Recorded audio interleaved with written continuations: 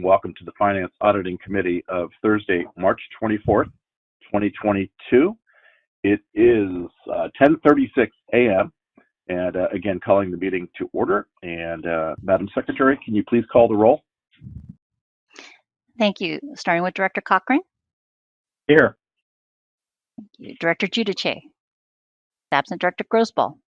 Here. Director Hernandez. Here.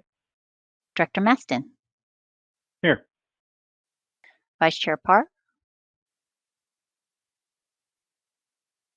Vice Chair Parr. I'm sorry, muted and present. There we are. Thank you. Chair Abbott. Here. And President Terrio. Here. Thank you. You have a quorum. Also on the line, you're still a committee of the whole. You have Directors Garbarino, Hill, here, and Fear. Is that correct? Okay. 1, 2, 3, 4, 5. Yep, that's 10. We also have on the line General Manager Dennis Mulligan. Here. Joe Wire. Yes. Ava Bauer-Furbish. present, Kim Manolius. I'm here. Thank you. Dave Rivera is no longer on the line. Mona Babauta. present, Thank you. Jim Swindler. Present. Kelly Hopper. present. Great. That confirms staff on the line. We also have Leslie Murphy, so we are ready to go. Great. Thank you very much. Once again, I want to remind everyone of that mute and unmute feature of your phone. Use it accordingly. After staff's presentations, we're going to be asking for any questions, comments, or concerns on the item. And either I or the Secretary will call on you accordingly. And we'll ask for public comment before we move on as well. And the page numbers, once again, are located in the bottom right-hand corner of your meeting packet. And with that, Madam Secretary, can you please introduce that first item? Thank you, Chair Rabbit. Item number 3 is ratification of previous actions by the Auditor Controller. That packet of commitments, ratification, and investments before you and begins on page 5. Leslie Murphy is on the line to go over PFM's investment report for February 2022, which begins on page 9. Ms. Murphy, please begin your presentation. Thank you, and good morning, everyone. Good morning. Good morning. We have an awful lot to cover, so let's go ahead and jump right in. On page 10 of your agenda packet, as usual, we'll start with an update on U.S. Treasury yields, and in particular, we'll focus in on the yield on the 2-year U.S. Treasury note. Again, we always kind of highlight this one because it's a very good barometer of the types of securities that we can buy for you in your portfolio. So after generally increasing over the past several of months on anticipation of rate hikes by the Federal Reserve, U.S. Treasury yields actually dropped in late February as the situation in Ukraine worsened and Russia actually invaded Ukraine late in the month. So as a result, we saw a flight to quality at the end of the month as spooked investors sought the safety of U.S. Treasury obligations. So because there's an inverse relationship between prices and yields on fixed income securities, we saw the prices on U.S. Treasuries climb a bit and the yields dip a bit at the end of the month. Nonetheless, the overall trajectory of the upward climb in yields continued, with the 2-year U.S. Treasury note gaining 25 basis points to end the month at a yield of 1.43%. Moving on to page 11. As I alluded to, there are 2 main forces dominating moves in the fixed income markets currently and during the month of February as well. The first was the Federal Reserve, and the second was Russia's unprovoked invasion of Ukraine and the ensuing economic sanctions. We did spend a lot of time last month talking about the Fed, and the Fed, as expected, did vote to raise rates last week, which was after this report went to print. So just to kind of recap, the Fed's policy and specifically changes to the overnight Fed funds target rate causes changes to the short-term high-quality fixed income markets that the district invests in. When the Fed did vote to raise rates last week, that was the first hike that we've seen since 2018. Now, as was widely expected, that increase was by 0.25 percentage point. The Fed also indicated intentions of 6 additional quarter-point rate hikes by year-end, And this was well in line with what investors were expecting, as we're showing here, and in line with what was largely already priced into the market. So next, we'll turn to page 12, and we'll turn our attention to the devastating situation in Ukraine. Now, we've all watched the situation unfold, and the scenes of destruction and devastation are really, to be honest, kind of hard to fully comprehend. And while the toll on innocent victims and their families is top of mind, we're also cognizant of the investment implications for our clients. So with that in mind, let's turn to take a look at the Russian-Ukraine trade profile. So on the right, we can see that Ukraine is known as the breadbasket of Europe, and its exports are largely centered around agricultural products like corn and wheat. On the flip side, on the left-hand side, as we know, Russia is a huge exporter of petroleum. And as a result of Russia's invasion of Ukraine, the U.S. has banned imports of Russian oil, liquefied natural gas, and coal. Europe, however, is much more reliant on Russian oil, so they haven't banned imports of Russian oil and gas altogether yet. They have instituted some other sanctions, and currently European leaders are mulling over options on how to impose additional sanctions on Russian oil without disrupting their own economy. However, moving on to page 13, we have seen commodity prices soar for things like corn, wheat, and at the bottom of the page, crude oil. Moving on to page 14, not surprisingly, that run-up in prices of crude oil has been hitting Americans pretty hard at the gas pump, with the U.S. ban on Russian oil exacerbating already escalating prices that we've been paying at the pump. This is based on data as of early March, and at that time, the average national price of a gallon of regular gas was at $4.25. However, that could be seen as a bargain to those of us in California, where the overall average statewide price of a gallon of gas is at $5.57. It's even higher than that for those of the Bay Area, and I paid about $6 for a gallon of gas when I filled up at the pump yesterday. Moving on to page 16, to kind of bring some of these economic indicators back down to earth for the district and to talk about how your investable markets have reacted. Let's focus in on the chart on the middle of this page where we're showing corporate note yield spreads.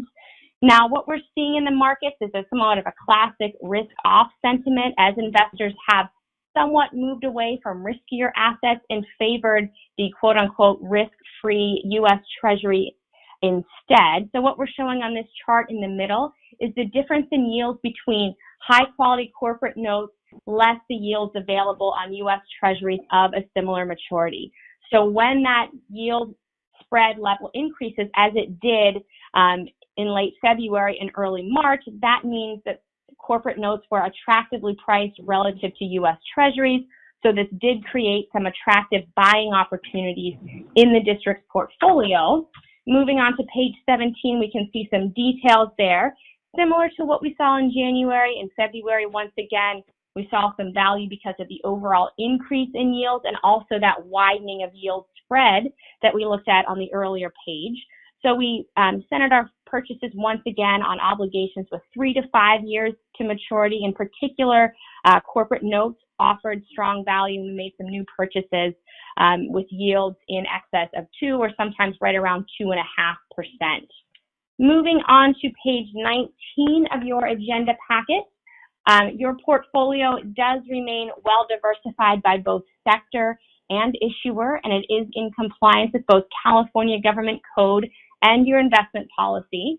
Now, I did want to make note with regard to the specific issuers in your portfolio, we can confirm that there is no direct exposure to Russia in your portfolios. However, your portfolio does contain obligations of some large global banks, some of which may have limited indirect exposure from loans or sales in Russia. Thus, our fixed income credit committee continues to actively assess the potential impact that this indirect exposure may have on the creditworthiness of the issuers in your portfolio and, where relevant, their parent companies. At this time, we do not believe that the credit quality of the issuers in your portfolio or on our approved list will be materially impaired but we will continue to monitor and we'll take actions to limit or reduce exposure to any issuers where we believe the risk may be growing. Because as I always mention, while we do look for opportunities to increase the earnings and to actively trade in your portfolio to boost its earnings potential, we are always cognizant of the fact that our number one and number two priorities are to maintain both the safety and the liquidity of your investments. And with that, that is the end of my prepared comments for this morning. Leslie, thank you for that. Appreciate it. You have great information here, especially focusing in on Ukraine and Russia. So appreciate that very much. I'll look to my colleagues and see if there are any questions, comments, or concerns on item 3. Director Hill, I have an observation. Please go ahead. Yeah, I just want to mention parenthetically, the effect of inflation affects processed foods, meat, fossil fuel use, but it doesn't affect public transportation, buying fresh fruits and vegetables, and not using natural gas or petroleum. So it does affect a good deal of the population that are dependent on that, but those who are striving to get out of that circle are not affected by this inflation. Thank you. Thanks, Bert. Anyone else have anything? Well, Leslie, again, thank you very much for the information. We very much appreciate that. Is there anyone from the public, Madam Secretary, that wants to speak on item number 3? We have no speakers for item number 3. Great, then, thank you. So I'll ask my colleagues for a motion on item 3 to ratify the previous investments, authorize the investments, and accept the investment report. Also move item 3. We have a motion by Director Cochran and a second by Parr. Director Parr. And Madam Secretary, can you please call the roll? Thank you. We are still a committee of the whole, so starting with Director Arnold on item number 3. Who's absent? Director Conroy is also absent. Director Garbarino. Aye. Director Giudice is absent. Director Grossball. Aye. Director Hernandez. Aye. Director Mastin. Aye. Director Milgar is absent. Director Parr. Aye. Director Rabbit. Aye. Director Rodoni is absent. Director Snyder is also absent. Director Stephanie is absent. Director Thier.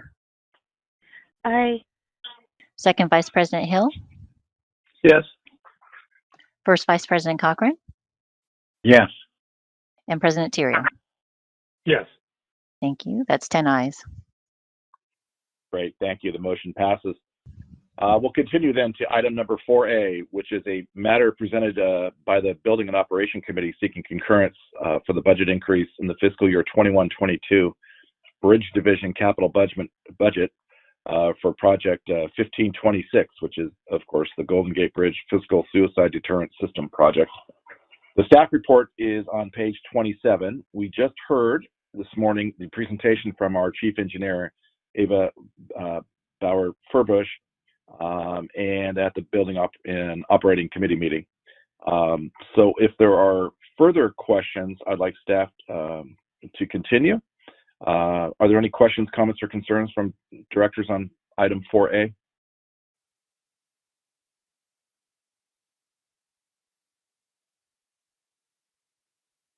Not hearing any.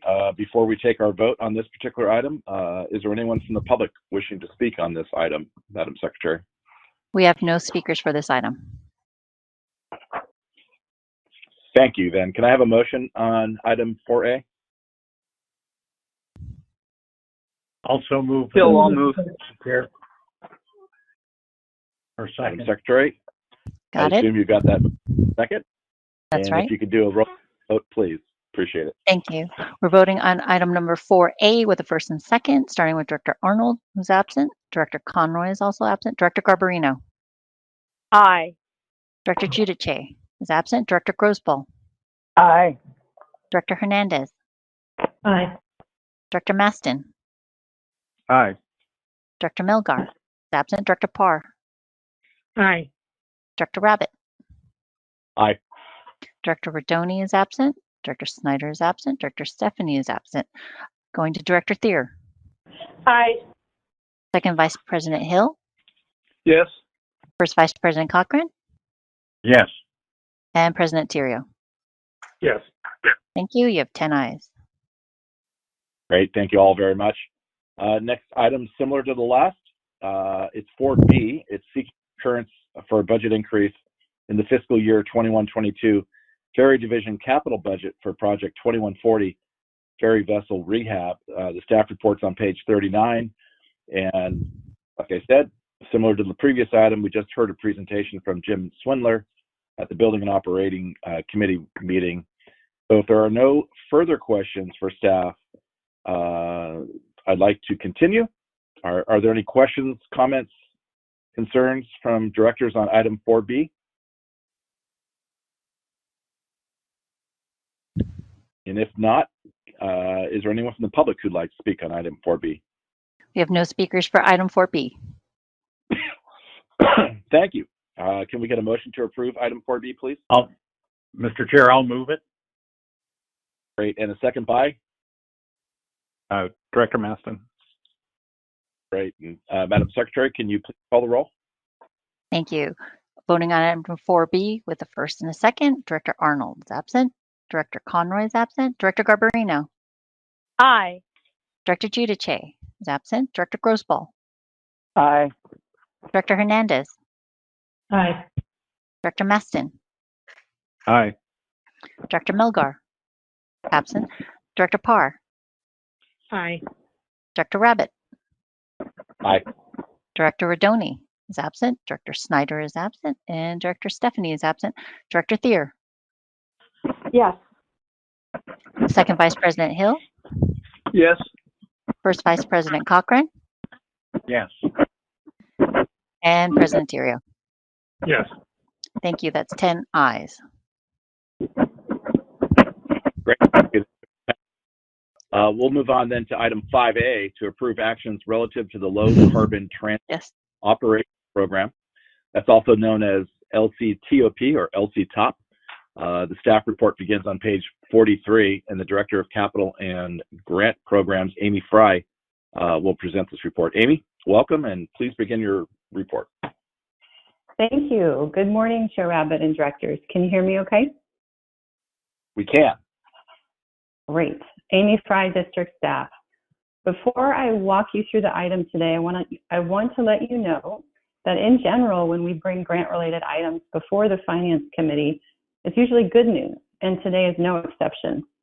So the item before you requests that the Finance-Auditing Committee authorize actions relative to the LCTOP program, a state program that we apply to every year that provides operating and capital assistance for transit agencies to reduce greenhouse gas emissions and improve mobility. The actions include approving submission of one grant application in FY 21-22 for the new vessel acquisition project for a total of about $2.7 million in population and revenue-based funds, certifying that the district will comply with all conditions and requirements set forth in the certs and assurances document, the authorized agent document, and applicable statutes, regulations, and guidelines, and authorizing the general manager or his designee to execute for and on behalf of the district documents necessary to apply for and receive LCTOP funding. It's notable that statewide revenue-based funds available pre-COVID in FY 18-19 were about $54 million, and this year they're projected to reach $96 million. And with that, I'm happy to answer any questions you may have. Great.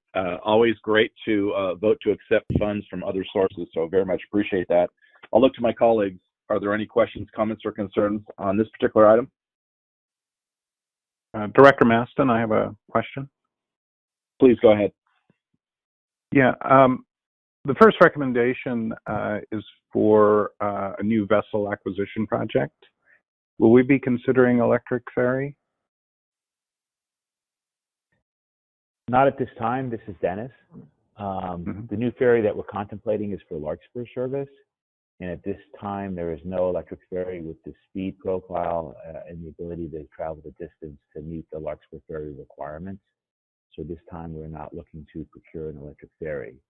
Electric ferries have a smaller range and a slower speed profile, so they're more suitable for something like from Treasure Island to San Francisco, where it's just across a very short stretch of water. This time, the technology is not available. So this time, we're not highlighting this as a clean ferry. There are separate grant programs that are available for such purchases, and we're studying that, and we look forward to greening our fleet. But for the Larkspur service at this time, there's not an appropriate vessel that's available any place in the world. So the low carbon aspect of this, is that getting cars off the road then? Yes. All right. Thank you. Thank you. Anyone else have any Director questions? Please go ahead. Director Parr. I have a feeling that I've answered this, or that Dennis has answered this, but I still have a little place in my heart for the wind-assisted ferry because its developer started in Napa. Is that still on the table, and is it too not long range enough for the ferry that we're buying? Could you report on that a little bit, Dennis? Sure. We're very receptive to any ideas that meet the greenhouse gas emission goals and the climate emergency declaration the board has adopted. The sailing ferry at this juncture that you're referring to is a bit of a novelty. There is some wind assistance being added to some larger ocean crossing vessels, but it's not applicable to our crossing. And the first green ferry we'll have will probably be a retrofit of a Spalding vessel for service going to Angel Island, Tiburon, and Sausalito. Those are shorter trips, and since they're shorter trips, the speed profile is not as important. The technology is rapidly reaching a point where we envision coming to you at some future date to proceed with a project that would retrofit one of those. But the wind-assisted ferry and electric ferry boats are not something that work in our Larkspur service profile at this time. Thank you.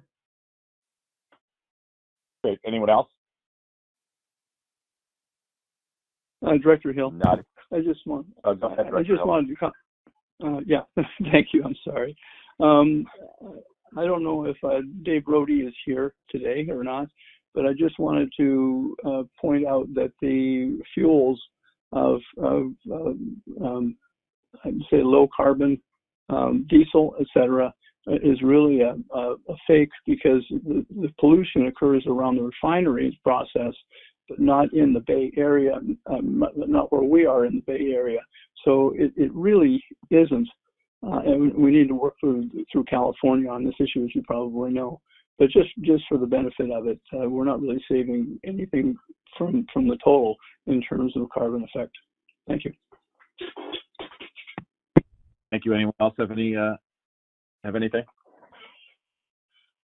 I'll just say I for one look forward to the technology, and it's amazing how quickly things are moving. And I know that there's additional research and work being done going forward. I also know from experience, quite frankly, that being on the cutting edge sometimes is painful. Our own county was one of the first counties to install a fuel cell to power the entire county campus, and we've had to replace it, not just once. It's been a financial disaster, quite frankly. So I look forward to the additional technology that's out there, and very appreciative of receiving these funds, because at the end of the day, low carbon public transit is low carbon, no matter how it's powered, if you can get people on the boats and out of their cars. So with that, Madam Secretary, could we ask if there was public on this one?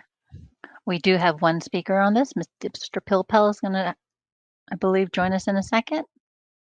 Great. Still David, here. are you there? Can you hear me All okay? right. We can hear you fine. Go ahead. Excellent. David Pilpel. So on this item, I certainly support applying for the LCTOP funds, but I do question if a new ferry vessel is needed at this time, given the ridership and prospects in the near term.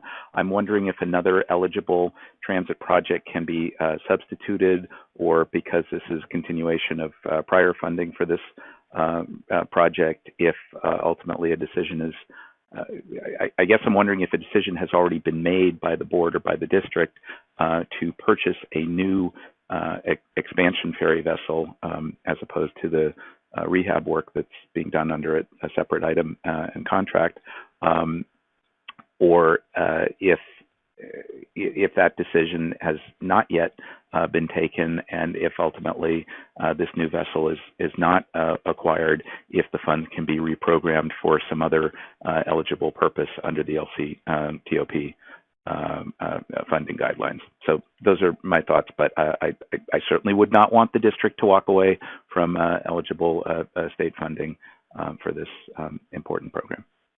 Hope those thoughts are helpful. Thanks. Thank you, David. I appreciate that. Madam Secretary, anyone else from the public like to speak? We have no other speakers. Perhaps I'll just ask the general manager just to respond to that last comment. Dennis? Yes, thank you. This is Dennis.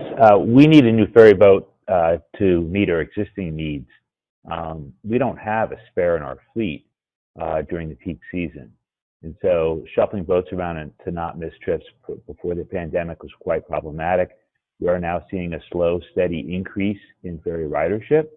And so unless the board is looking at cutting a ferry route between certain destinations, we do need to proceed with this project. The board has previously approved the project, and so staff is working pursuant to the board's direction to get funding for it. But you should not cancel this project unless you're willing to, at the same time, remove one of your routes from ferry service. Otherwise, it's not a complete question that you're answering. So hopefully that's helpful. Very much. Thank you. Chair Rabbit, can I ask a question, please? Please go ahead. This is Bert. Yeah, I noticed that the Washington State Ferries is using a hybrid for their fleet. They're not pure electric, but they're a hybrid electric. Is that a consideration? The Washington State ferry boats that you're referring to have been in existence for quite some time. They're really more like a submarine, where they have diesel generators producing electricity for electric drives. They're very large vessels, and they're much slower speed profiles. And so that's not a new technology that they have. They are adding batteries to a few of those to maximize range, but they are not a high-speed vessel. And so the question for the board would be, do you want to maintain high-speed service from Larkspur? And if you don't, just know that people will choose to drive instead of taking the boat if it's faster. Our customers are very clear, particularly with Larkspur service, that the speed of the trip matters to them. And so just know with your eyes wide open that any decision to embrace a slow technology is a decision to reduce ferry ridership because people have choices. They're not required to take a particular mode, whether it's bus, ferry, car, or bicycle. And that speed is very important to our customers, right or wrong, that's their decision. So what Washington State is doing is on slow vessels, and we are tracking all the technology that's out there. But at this juncture, what they're doing is not applicable to the vessel that's in front of you, which is a high-speed catamaran. Thank you, Dennis. Appreciate that. Okay, with that, I'm going to look to my colleagues for a motion on item 5A. Barr, so moved. Great. And the second by? I'll second it. Thank you. And please, Madam Secretary, a roll call. Thank you. Voting on item 5A with a first and a second, starting with Director Arnold, who's absent. Director Conroy is also absent. Director Garbarino. Aye. Director Giudice is absent. Director Grosboll. Aye. Director Hernandez. Aye. Director Maston. Aye. Director Milgar is absent. Director Parr. Aye. Director Rabbit. Aye. Director Rodoni is absent. Director Snyder is absent. Director Stephanie is absent. Director Thier. Oh, Director Thier has also left the line. We are not a committee of the whole anymore now. Okay, going back there. So Director Thayer is off. So we will go back to, since we're not a committee of the whole, Director Cochran. Yes. Yes. We have President Terrio. Yes. 4, 5, 6, 7. So that has 7 ayes from the committee. Thank you very much. That motion passes. Great, thank you very much. Next on the agenda is item number 6. That's to renew the annual delegation of investment management relative to Rule 11, the investment policy of the rules of the board. The staff report begins on page 53, and Joe Wire will present this report. Joe, please go ahead. Yeah, thank you very much, the Chair, and to the board. This is, as mentioned, your annual delegation of investment authority, which is required by your own rules of the board and by the state for you to delegate that authority each year if you choose to. And in this case, it's been done to the Auditor Controller position. So that's what this item does. Also in this item, we review the board's investment policy. About 17 or 18 years ago, we equated our investment policy here at the district with the state of California's investment policy. And so this matches the state of California investment policy. This year, the state did not make any changes to its investment policy, so therefore there are no changes, but we've included your existing policy in the item. And if there are any questions, I'm happy to take them. Great, thank you, Joe. Are there any questions, comments, concerns?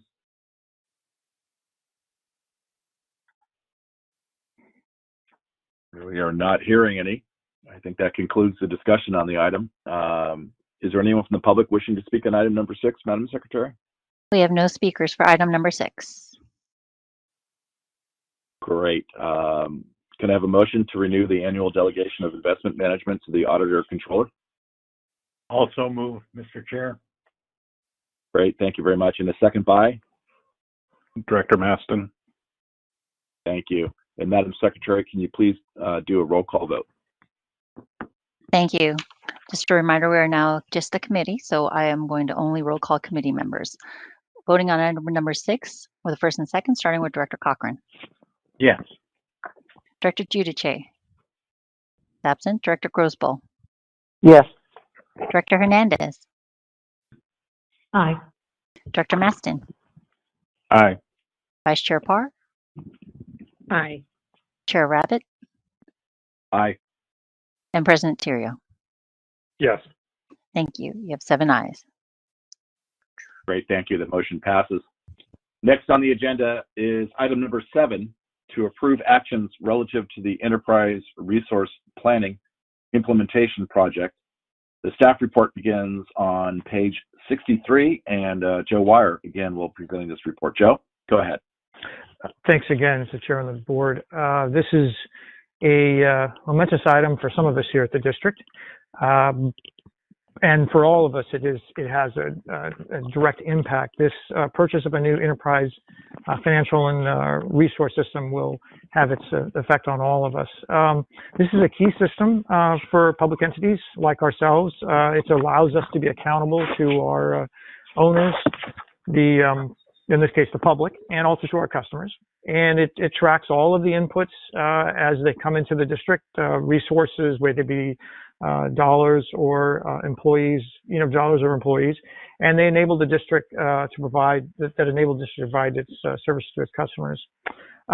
It's also the central system that allows management, and thus both us and you, the board, to manage the system services effectively and efficiently as possible. A ranging team of staff have been working on this project, replacing our existing system.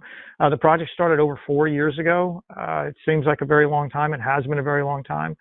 It wouldn't have been quite as long if we hadn't had COVID. It was put on, the brakes were put on it for a couple of years while we got through the COVID situation. And it's essentially, it would have taken a long time anyway, because it's, as I said, it's very complex. It reaches every corner of the agency. It's connected to almost every other system we have here at the district in some way or another. It connects to this central core system. And we also expect this system will be here like our old system close to the next couple of decades. So we wanted to make sure that what we embark in is something that we can live with for some time. I'm presenting the item as a project sponsor because obviously it's very critical to the finance operations here at the district. But there's an entire team that worked very hard on it. They're listed back on page 67. We'll get to that.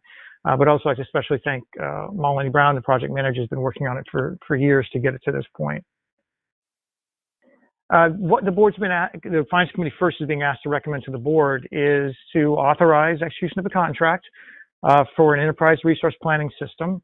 That would be with Tyler Technologies, and that's for a 3-year term with 2 one-year options for approximately $4.3 million. These costs are roughly split between costs to implement the system and costs to maintain the system over that 5-year period. You're also being asked to authorize the general manager to exercise 5 one-year additional contracts. So in other words, that's something that would allow this system to be with the district for the next decade. As I mentioned in the intro, the district doesn't have any intention to taking on this extensive project again in the short term. Most agencies, of course, try to avoid that because it's very, as I said, it's a very involved process. Lastly, you would also be requested to approve a capital budget increase of $500,000, which would increase the total project budget for this system to $5 million. The primary reason for this increase is to increase the staff, the ability to spend money on staff to support the implementation of the project, both project management staff and backfill staff. And we'll talk about that in a second when we get to this discussion of the project and the item. As I mentioned, this current system has been in place, will be in place for almost 20 years when we finally retire it. This system is a new cloud-based system. It will integrate the district's core, financial programs, human resource programs with payroll programs, grants, the budget, and the procurement functions, and it will support many of those day-to-day business functions. And that system, combining all those, is commonly referred to this acronym by ERP. So I will do that here just because it's a short-term way of discussing it. We put the proposal, after working several years to get the proposal ready, we put the proposal out back in 2019. We had 5 bidders listed on page 64. We trimmed those down to 3 and called those in for extensive demonstration projects up to 3 days, where they would go through their systems with a large selection of our staff across the district would view it. Then we also had site visits with the 3 systems, and through all that process, the scoring with our committee, Tyler was picked as the highest scoring enterprise. The new system, as I mentioned, would provide and enable the district to provide the public and the government agencies and management with timely and effective reporting on the district's spending and also other activities within the district. It would allow the staff to save time and resources by reducing the number of what we call shadow systems, which are alternative ways of doing something because the current system doesn't allow us to do it. Or track it. It will improve and reduce the number of interfaces that the district currently has. These are between where systems talk to each other, where it's very expensive to maintain regularly and also through any sort of upgrades. It also would reduce the number of customizations that are in the district that we currently use in order for the district to do the work that it needs to do. It will allow the district to automate more of its processes and to redesign or better design its workflow as it implements into the new system. It also will improve the reporting and data analytics that we receive out of our system. Turning to page 67, I think it is, with the list of staff members.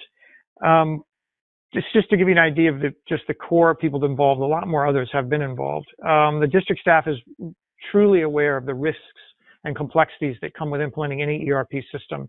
As board members and members of other public entities, you are well aware of the risks that incur.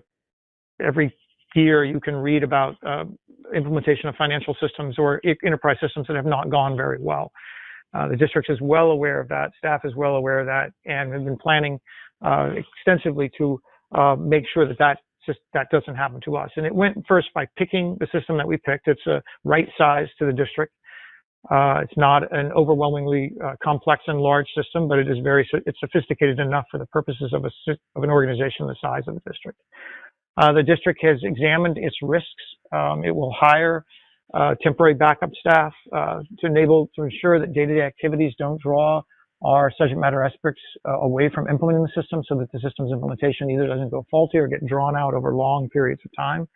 We will also be hiring and have in the budget to hire expert consulting services, so we have the guidance that we need when invariably the issues will come up, and we'll have that guidance to get through those issues. On page 68, we said the system will begin in May. The original board item says March there. It means May, and it'll end in approximately October of 2023, so about a year and a half. You can see listed are the financial modules, system-wide modules, and human resource modules that will be implemented here by the district, with human resource wrapping up into the beginning of 2024, the first month of 2024. Given that the dedicated time and energy that will go into implementing this system, that's why I mentioned earlier that the recommendation from the staff to the board is that they give the general manager the authority to have contracts through years 6, 7, 8, 9, and 10. During any one of those years, of course, the district could change its mind and look elsewhere, but it would give us we got pricing set into the contract to allow us to have this system with some assurity through at least the next decade. However, during that time, we are acutely aware that the district's business needs are changing. In fact, they're changing every year. And we need a system that's going to change with us. By having this a cloud-based system that's going to be worked on by its owners, by Tyler, through the life of our using the system, that is one way of getting changes into the system, incorporated into the system regularly. The other way is that the district intends to have a change management process in place throughout the life of the system, where we'd be gathering the changing needs of the district's workforce and its customers and incorporating those into the system in a yearly basis to keep the system alive and functioning effectively near the end of its life as it was near the beginning of its life. And I want to again thank all of the staff that's been working on this for years and for the perseverance of getting us to this point. And they're wading through, obviously, the long period of COVID when we had other needs at the district to focus on till we get to this point. And I'm pleased to answer any questions that the board may have at this time.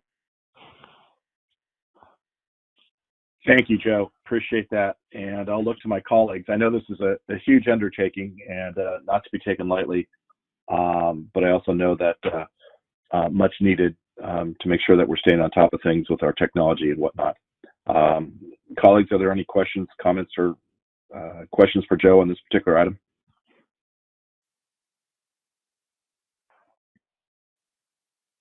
I just have one comment. This is Barb. Please go ahead. In every organization, there is the big one, and the big one is you only do one of those in your lifetime, and this qualifies for that. To change over the whole systems is staggering, and congratulations on the hard work to get to this point, and good luck on the implementation. I would concur with that. Our county has been implementing Enterprise for the last 2 or 3, 4 years probably, and it is a huge undertaking. It also can be a bit challenging, obviously, and there's some vulnerabilities as well. So appreciate the professionalism of our staff to be able to go through this and implement it while still running full speed ahead on all items for the district.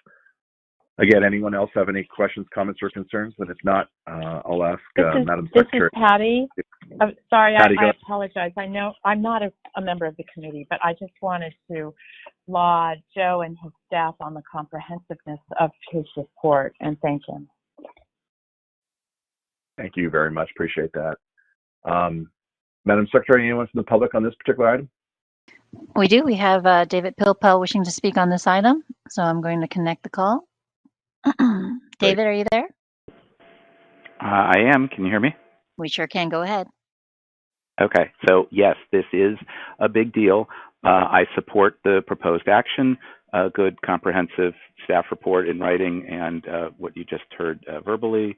I only noticed one thing on page 6 of the staff report. Let me go to that.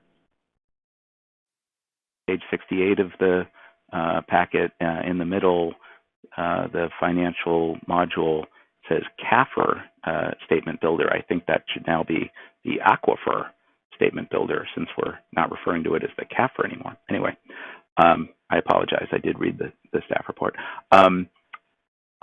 Further on this, there are a couple of risks that I just wanted to note. Cloud computing and network access are kind of state of the art and all of that, but there can be issues with connectivity and uptime and information security and access controls and access management. I assume that that's all being attended to. I think the last thing we would need is some, theoretical teenager in Russia getting in and screwing up the district's financials because he or she felt like he could, and all of that. I hope that never happens. I don't want to know that that's happening, but I assume that people are thinking through appropriate controls to prevent that from ever happening. The other thing is about record keeping.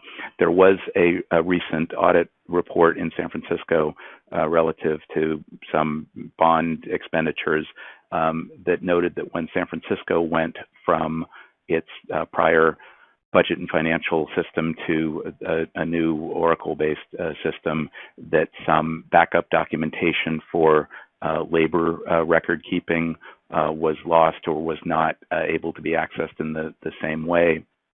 And that was some kind of a material weakness in that documentation from 15 years ago or something. So I would just want to caution that any documentation in the existing system continue to be accessible for any relevant audit period. So if there is some need to look back at some labor expense on the suicide deterrent system from 15 years ago, that continue to be available in some fashion. I don't know if all of that data was going to be converted as part of the data conversion effort, but that you maintain whatever records are necessary, and for that matter, that the district also look at its record retention policies and schedules, and perhaps update some of those as part of the business change management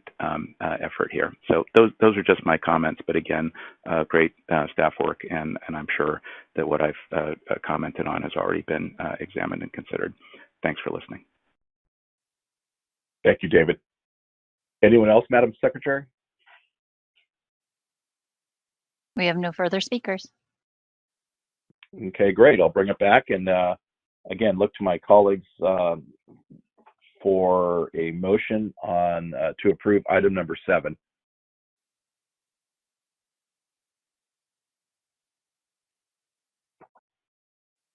Anyone whatsoever? Mr. Chairman, I'll move item number 7. Thank you so much. I appreciate that. I think we have a motion and a second in there, Madam Secretary. And with that, can you please call a roll call vote? Thank you. We're voting on item number 7 with a first and a second, starting with Director Cochran. Yes. Director Cochran? Yes. Thank you. Director Giudice? Absent. Director Grosboll? Yes. Director Hernandez? Aye. Director Maston? Aye. Vice Chair Parr? Aye. Chair Rabbit? Aye. And President Tirio? Yes. Thank you. You have 7 ayes. Great. Thank you very much. That motion passes. Thanks again, Joe, for all the work there and the entire team. Our next agenda item is number 8, the status report on the fiscal year 21-22 budget. That starts on page 73. And Joe, you're up again. Thank you very much. And given that you have a long meeting and another one to follow, I will do these quickly. In summary, this is your tracking of the current budget. It remains balanced with the use of one-time funding that the district has received from the federal government. The numbers are approximately the same as it was last month. And this report has been updated for actual earnings for the bridge, bus, and ferry operations over the last month up to February. And those appear in the tables and graph following the first page. So if there are any questions, I'm happy to answer them. Thanks, Joe. Any questions for Joe on this particular item? Not hearing any. Is there anyone from the public who wants to speak on this item, Madam Secretary? We do. Mr. Pilpo would like to speak on this item as well, so I'm going to connect him again. David, are you there again?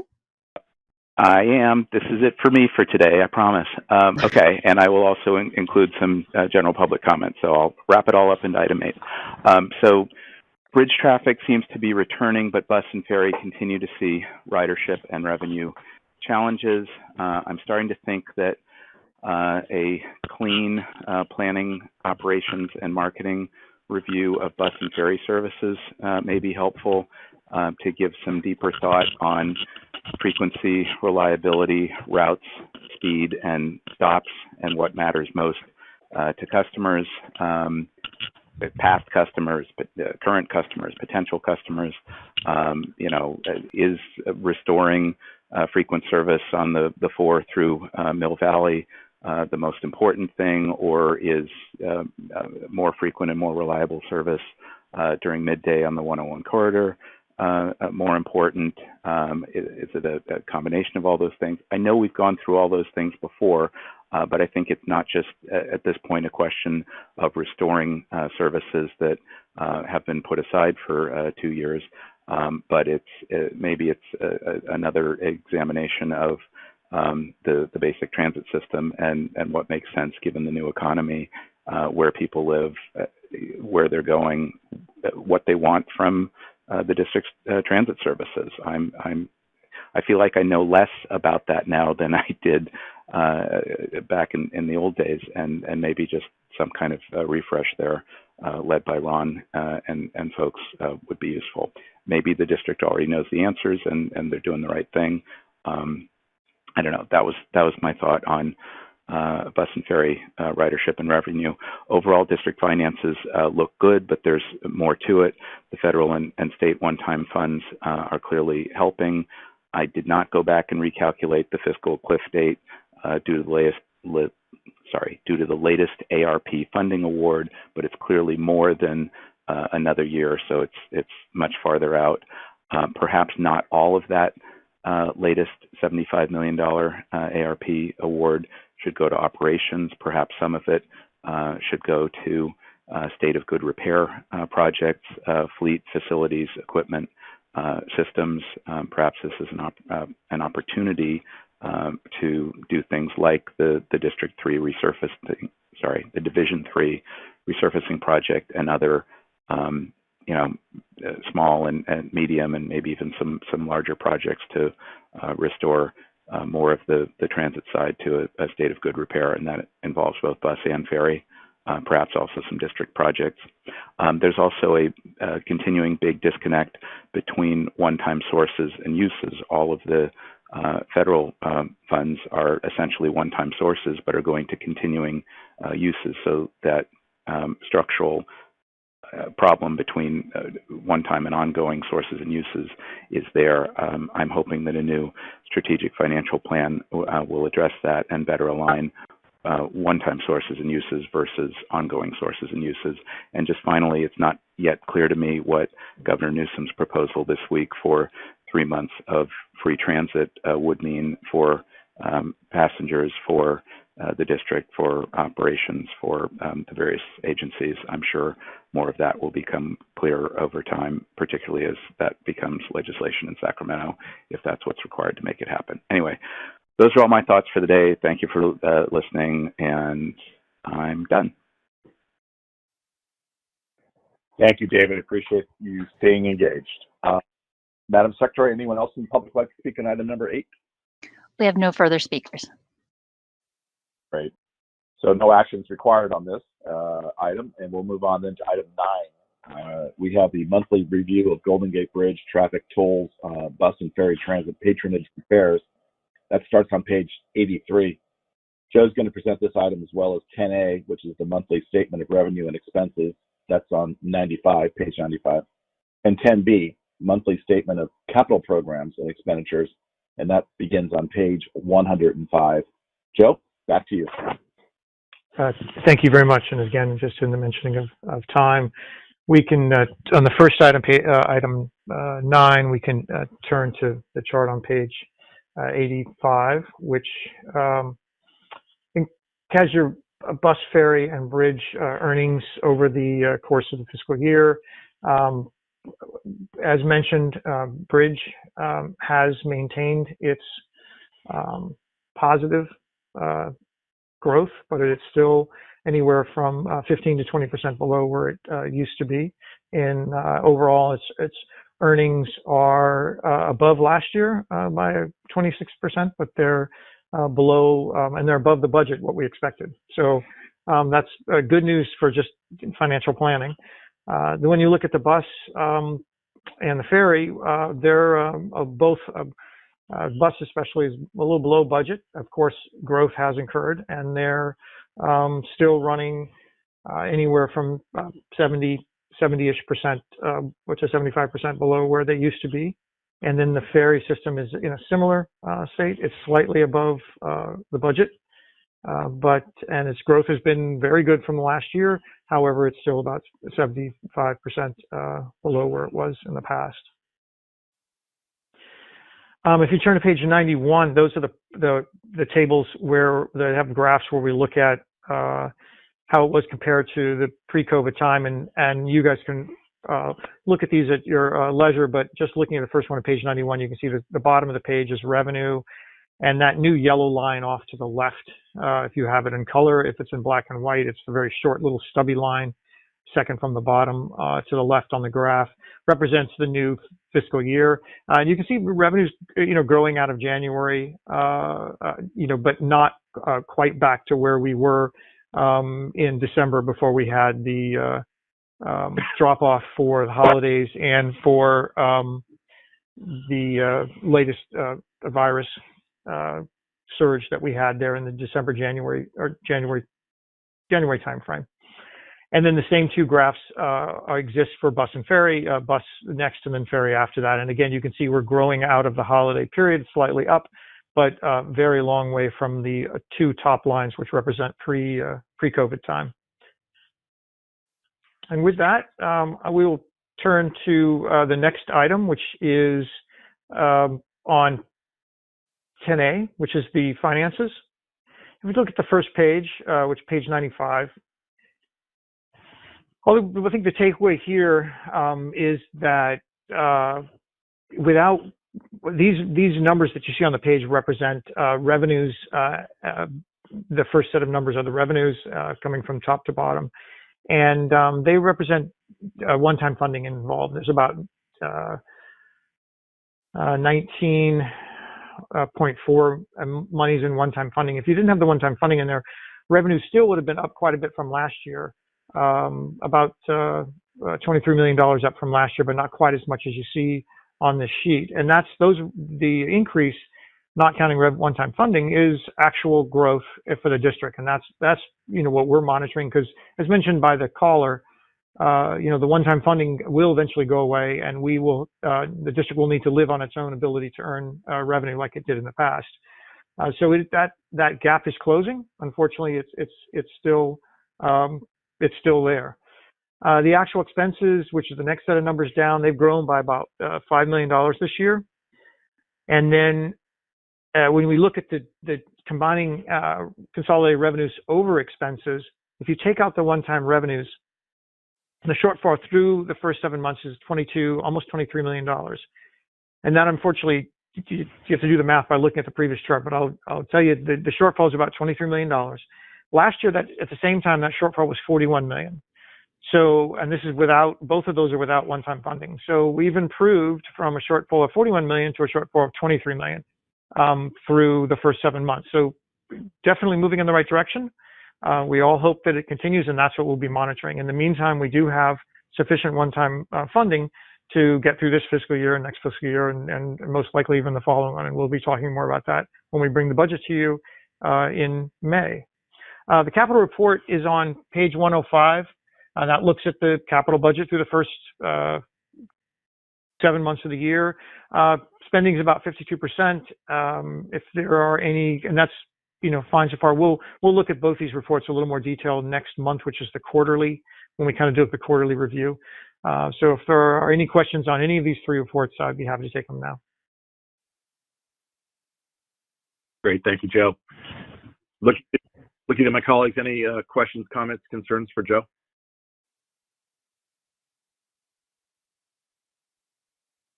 Not hearing any. And Madam Secretary, is there anyone from the public wishing to speak on 9, 10A, or 10B? We have no speakers for items 9, 10A, or 10B. Great. Thank you very much. Again, thank you, Joe, for all the work. So at this time, we're going to move on to item number 11 on the agenda, which is closed session. Before we do that, I want to thank everyone for their patience during our meetings. We'll be placing the public on hold for the duration of the closed session item, and we'll reconnect the call after closed session. We have attorney Kim Manolius who will take us into closed session. Kim, I'll turn things over to you. Thanks, Chair Rabbit. Appreciate it. At this time, the committee will go into closed session under Government Code 54956.9A to take up two matters that are listed on the agenda, the Gibson and Lee matters, and we should go into closed session. Thank Great, you. Madam Secretary. A second. All right, let me put the public line on hold.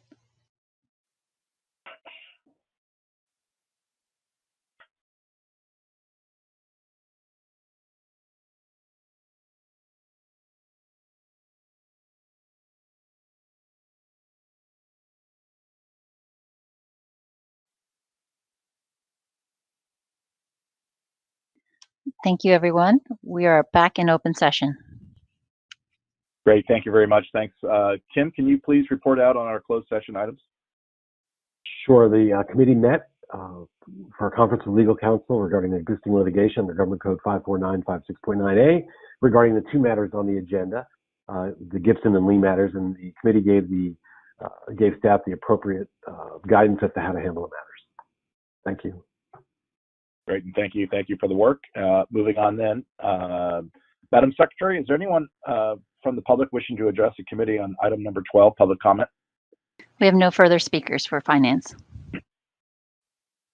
Well, with that, we've reached the end of the agenda. Can I get a motion to adjourn the meeting?